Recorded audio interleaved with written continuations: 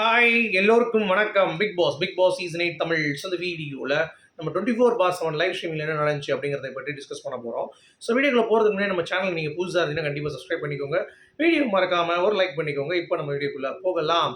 So சாச்சனாவுக்கும் நம்ம ரயானுக்கும் வந்து பார்த்தீங்கன்னா ஒரு சின்ன ஒரு பிரச்சனை தான். கப்பை கழுவ சொல்லி இவன் சொல்லியிருக்கான், அதை கழுவுறேன்னு சொல்லிட்டு அவள் கழுவலை. இன்னொரு தடவை வந்து கழுவியிருக்கா. அப்போ வந்து பார்த்தீங்கன்னா என்ன கழுவிட்டான்னு கேட்டதுக்கு ஒரு ஆட்டிடியூட் காட்டு போயிட்டா. ஸோ கடைசி வந்து பார்த்தீங்கன்னா எல்லாம் முடிஞ்ச பிறகு முத்துக்குமரன் வந்து ஓகேப்பா 2 பேர் பக்கமும் தப்பு இருக்குது, இனிமேல் வந்து பார்த்தீங்கன்னா சொல்லிட்டு பண்ணுங்கன்னு சொல்லி முடிச்சு விட்டாரு. பெரிய பிரச்சனை கிடையாது. அது வந்து 2 பேர் சைட்லேயும் தப்பு ஆக்சுவலாக. அதாவது அவன் வந்து கொஞ்சம் பார்த்து பேசியிருக்கணும். சாச்சனா அவன் பேசுனதை பார்த்து இவளும் வந்து கொஞ்சம் ஹார்ஷாக பேசிட்டா, அவ்வளோதான். அது வேலையை வந்து செய்யாதது சாச்சனா தான். அதை கரெக்டாக பண்ணியிருக்கணும் டைமுக்கு அப்படிங்கிறது தான். பட் அந்த வார்த்தை விடுதல் அப்படிங்கிறது 2 பேருமே வந்து தப்பாக இருந்தாங்க அப்படிங்கிறது பார்க்க முடிஞ்சிச்சு. ஸோ இது ஒரு சின்ன ஃபைட்டு தான், ஓகேவா. அதுக்கடுத்து டான்ஸ் பெர்ஃபார்மன்ஸ் மொத்தம் 3 முடிஞ்சிருக்கு. ஒன்று வந்து பார்த்தீங்கன்னா சோலோ, மிச்சம் 2 வந்து பேர். ஸோ பேரில் வந்து சுனிதா மற்றும் நம்ம சௌந்தர்யா. ஸோ 2 பேரும் வந்து பெர்ஃபார்மன்ஸ் பயங்கரமாக தான் ஆடினாங்க. ஸோ டான்ஸு இதெல்லாம் இம்பார்ட்டன்ட் இல்லைன்னு சொல்லிட்டார் பிக் பாஸ், என்டர்டெயின்மெண்ட்டாக பண்ணணுன்ட்டு. ஸோ சௌந்தர்யா மாதிரி நம்ம சுனிதா பண்ணுறதும், சுனிதா மாதிரி சௌந்தர்யா பண்ணுறதும் 2 பேரும் மாற்றி மாற்றி வந்து ரொம்ப சூப்பராக அவங்க 2 பேருக்குள்ள கலாய்ச்சிக்கிட்டாங்க. அது நல்லா இருந்தது. ஸோ அது ஓகே, நல்ல பெர்ஃபார்மன்ஸ், ஓகே பெர்ஃபார்மன்ஸ் அப்படிங்கிறது பார்க்க முடியுது. அதுக்கடுத்து தான் வந்து ஒரு சூப்பரான பயங்கரமான ஒரு செம்ம பெர்ஃபார்மன்ஸ். அதாவது நீலாம்பரி கேரக்டர் சும்மா உட்காந்து சேரில் உட்காந்துட்டு இருந்தால் போதும் அப்படிங்கிறது நம்ம சாச்சனாக்கு யாரோ தப்பாக சொல்லி கொடுத்துருக்காங்க போல தெரியுது. அவள் பாட்டு உட்காந்துக்கிட்டு வந்து பார்த்தீங்கன்னா ஏய் இம்மா நான் ஆடுற பாட்டிலமா அது நீ ஆடணுமான்னு சொல்லி தீபக் சொன்னோடனே அப்புறம் தான் ஏஞ்சி அந்த பொண்ணு போய் ஆடுது.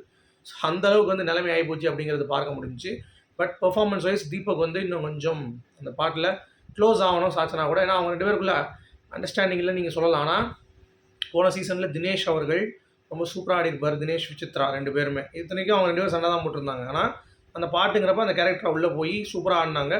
பட் தீபக் வந்து அதை கொஞ்சம் தவறிட்டாரோ அப்படின்ற மாதிரி இருந்துச்சு. ப்ளஸ் சாச்சனா சுத்தமாக அவுட்டு. தீபக்காச்சும் அங்கிட்டு ரியாக்ஷன் பண்ணி தகுதிக்கு தத்தோன்னு இருந்தார். அவள் எதுவுமே பண்ணல அப்படிங்கிறது பார்க்க முடியுது. அடுத்து மாதவனா இறங்கினா யார் தெரியும்னு பார்த்தீங்கன்னா அர்ணவ். ஸோ அர்ணவ் வந்துட்டு ஓரளவு கேஷுவல் ஸ்டெப் போட்டு போயிட்டு அந்த பாட்டுக்கு ஸ்டெப்பே தேவையில்லைன்னு வைங்களேன். அது வந்து பைக்கில் போகிற பாட்டு தான், மேடி சாங்கு.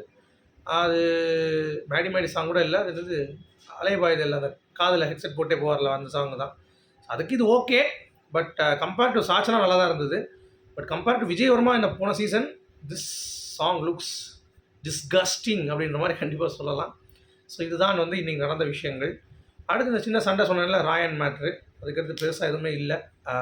நம்ம ரவீந்தர் வந்து கொஞ்சம் ட்ரை பண்ணார் கொஞ்சம் மண்டையை கழுவுறதுக்கு. ஜாக்லினும் பிடிச்சிட்டாங்க, தீபக்கும் பிடிச்சிட்டு உட்கார வச்சிட்டாங்க. இப்போ அவராலையும் வந்து பேச முடியல அப்படிங்கிறது தான். சரி, இப்போது ஒரு கன்சர்ன் ரொம்ப வேகமாக பரவிட்டு இருக்குது. நம்ம சௌந்தர்யாவுக்கு வந்து பார்த்திங்க அப்படின்னா வின் பண்ணுறதுக்கான வாய்ப்புகள் ரொம்ப ஜாஸ்தியாக இருக்குது. அவங்க தான் அஃபிஷியல் நம்பர் 1 அப்படின்ற மாதிரி சொல்கிறாங்க. அஃபிஷியல் ஓட்டிங் நான் வெயிட் பண்ணுறேன். 8 மணிக்கு எனக்கு வந்துடும். ஸோ வந்தோன்னே நான் அதுக்கடுத்து ஒரு வீடியோ போடுறேன், ஓகேவா, அஃபிஷியல் ஓட்டிங் யார் அப்படின்ட்டு. ஆனால் அதுக்கு முன்னாடி அதாவது ஒருத்தவங்க பிஆர் அப்படிங்கிறப்ப எல்லாத்துக்குமே பிஆர் இருக்காங்க நான் சொல்லிட்டேன். Few of thems doesn't have PR like தீபக்லாம் ஒன்றுமே இல்லை. சரி, ஆக்சுவலாக வின்னர் வந்து தீபக் தான் கொடுக்கணும். இன்றைக்கி கூட நல்லா டீகோட் பண்ணார். முத்து ஏன் நீங்கள் தாக்க மாட்டீங்க, நீங்கள் நினைக்கிற டாப் 5 வரணுன்ட்டு. ஜாக்லினும் வந்து பார்த்தீங்கன்னா எனக்கு கம்பேர் பண்ணும் பொழுது பிஆர் கம்மி தான். சரியா, ரொம்ப பிஆர் இருக்கிறது 2 பேர். ஒன்று வந்து சௌந்தர்யா, இன்னொன்று வந்து முத்துக்குமரன். சரியா, ஸோ 2 பேருக்குமே பெரிய ஏஜென்சி மாதிரி. அதாவது சௌந்தர்யாவுக்கு பிக்கெஸ்ட் ஏஜென்சி, அடுத்து முத்துக்குமரன் ரேஞ்சில் வராங்க. ஸோ ஆக்சுவலாக பிஆர் வச்சுட்டு போகிறவங்க ஜெயிக்கக்கூடாது அப்படிங்கிறது என்னுடைய புரிதல். ஏன்னா அப்போ தான் அடுத்து வர்றவங்களுக்கு எல்லாத்துக்கும் ஃபேராக இருக்கும் இந்த கேம்.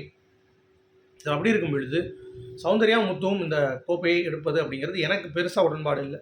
சரிங்களா, யார் உண்மையாக நேர்மையாக அவங்க வந்து விளையாண்டுட்டு கப்பு கொடுக்குறீங்களோ அது மாதிரி கொடுங்க. ஸோ என்னை பொறுத்த வரைக்கும் டிசர்வ் ஃபார் த கப் அப்படிங்கிறது இந்த ஆக்டிவிட்டீஸ் இல்லாமல் இருந்திருந்தால் கண்டிப்பாக முத்து ஜாக்லின் தான். பட் எனக்கு தெரிஞ்சு தீபக் வந்து வின்னர் கொடுத்துட்டு ஜாக்லின் ரன்னர் கொடுத்துட்டு பிஆர் ரொம்ப வச்சுட்டு இருக்கிற முத்துவும் சௌந்தர்யாவும் 3rd 4th வந்து தள்ளிடலாம் அப்படின்ற மாதிரி தான் எனக்கு ஒரு ஃபீல் ஆகுது. ஏன்னா நீங்கள் என்ன தான் இன்ஃப்ளூயன்ஸ் பண்ணாலும் மக்கள் தான் ஓட்டு போட போகிறாங்கிறது ஒரு பக்கம் இருக்கட்டும். பட் ஏன் இன்ஃப்ளூயன்ஸ் பண்ணுறீங்க? மக்கள் தான் ஓட்டு போடுறதுக்கு இருக்காங்கல்ல, அப்புறம் எதுக்கு விளம்பரம்? நீங்கள் விளையாடுற ஆட்டத்தை பார்த்து ஓட்டு போட போகிறாங்க. அந்த பிஆருங்கிற எக்ஸ்டர்னல் சக்தி அடுத்து எவனுமே வந்து வைக்கக்கூடாது. அந்த மாதிரி ஒரு டெசிஷன் விஜய் டிவி எடுப்பாங்க அப்படின்னு நான் நம்புகிறேன். ஸோ உங்களுடைய கருத்துக்கள் சொல்லுங்கள். மீண்டும் சந்திப்போம். Good bye.